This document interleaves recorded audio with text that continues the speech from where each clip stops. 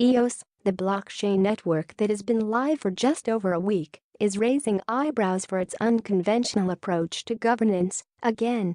In an emergency measure of protection order dated June 22, the EOS Core Arbitration Forum ECAF, a body set up to resolve disputes in the community, directed the block producers that maintain the EOS ledger to not process transactions from 27 different wallet addresses.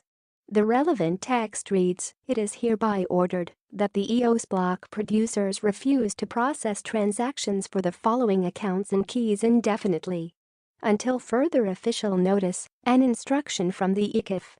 Perhaps most controversially, the ECAF did not explain the reason for the order. The logic and reasoning for this order will be posted at a later date.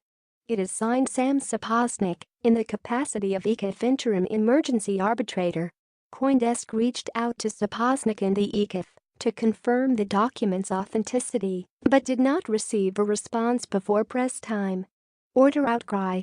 The order has attracted a wave of criticism from within and outside the EOS community, although it also has its defenders. For critics, the order demonstrates that EOS is not, in fact, a decentralized network, but subject to control by something akin to a government. "Civil asset forfeiture meets blockchain," wrote one observer, referring to the law enforcement practice of seizing private property based solely on the suspicion that a crime has been committed. Supporters of the move pointed out that the frozen addresses are likely involved in phishing scams that targeted investors during the occasionally chaotic migration from the Ethereum blockchain. EOS's launch was funded by the sale of an ERC20 token to the freestanding EOS blockchain. Kyle Samani of Multicoin Capital, a fund that is invested in EOS, told CoinDesk that the 27 accounts were doing spam attacks like the people who impersonate me on Twitter.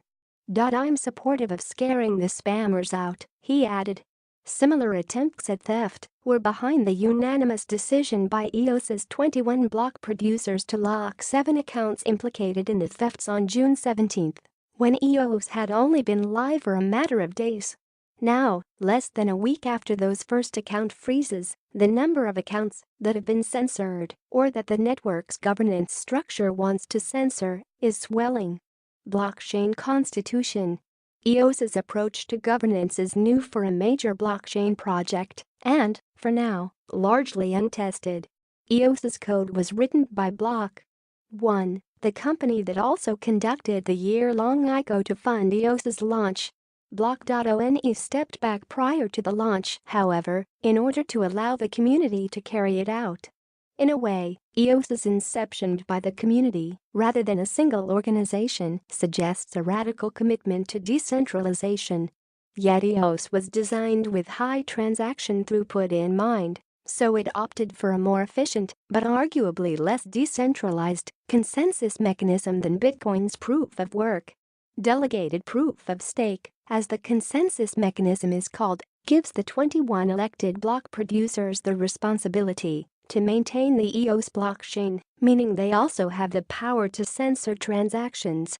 The ECAF, meanwhile, was created to resolve disputes, including, it would seem, by ordering block producers to refuse to process certain transactions. To critics, this structure is overly centralized and an anathema to the kind of censorship-resistant, distributed network pioneered by Bitcoin. To those sympathetic to the experiment, such as this Reddit user, EOS's design represents a pragmatic point of view rather than a moralist one. It is not certain at the time of writing whether the block producers will comply with the order. Turnstile image via Shutterstock. The leader in blockchain news, CoinDesk is a media outlet that strives for the highest journalistic standards and abides by a strict set of editorial policies. CoinDesk is an independent operating subsidiary of Digital Currency Group, which invests in cryptocurrencies and blockchain startups.